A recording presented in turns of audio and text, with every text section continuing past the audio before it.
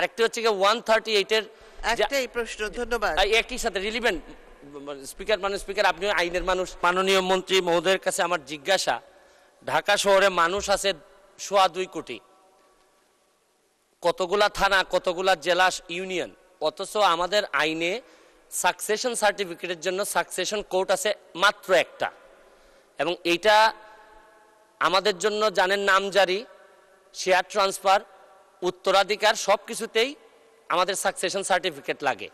আপনার কি মনে হয় যে এই সারা ঢাকা শহরের জন্য একটা সাকসেশন কোর্ট যথেষ্ট কিনা?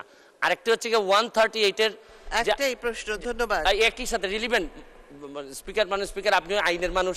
ওই 138 এর চেকের মামলায় একটা ডেট পরে 1 বছর পর পর ঢাকা শহরে চেকের মামলা এখন আর কেউ করতে চায় না, শুধুমাত্র ডেট পড়ার কারণে। এই ব্যাপারে আপনি কিছু সিদ্ধান্ত নেবেন কিনা?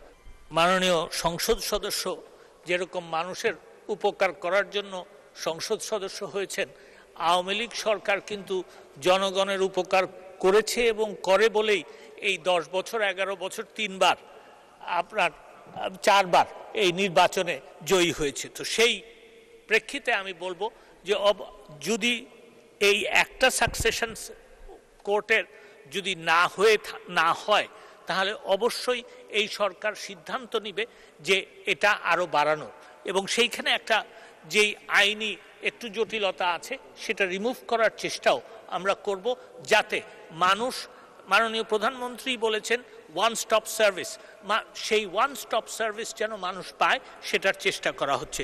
দ্বিতীয় প্রশ্ন যিনি যেটা করেছেন, প্রথম কথা হচ্ছে যেটা ওনার আমার মনে হয় অনুধাবন করা উচিত যে বিচার বিভাগ স্বাধীন। তো সেই প্রেক্ষিতে আমি বলতে চাই যে section 138 of the negotiable instruments অ্যাক্টের যে মামলাগুলি, সেখানে জটিলতা হচ্ছে। আমরা চিন্তা ভাবনা করছি যে এই আইনটার এবং বিশেষ করে এই ধারাটার আপনার সংশোধন করার জন্য এবং তড়িৎ যাতে মামলা শেষ হয় সেটার ব্যবস্থাও আমরা নিচ্ছি। এবং আরও আমি ওনাকে জানাতে চাই যে এই তড়িৎ শেষ হওয়ার জন্য যে কিছু আদালত সৃজন করতে হবে, সেই জন্য অলরেডি আমরা জনপ্রশাসন মন্ত্রণালয়ে লিখেছি।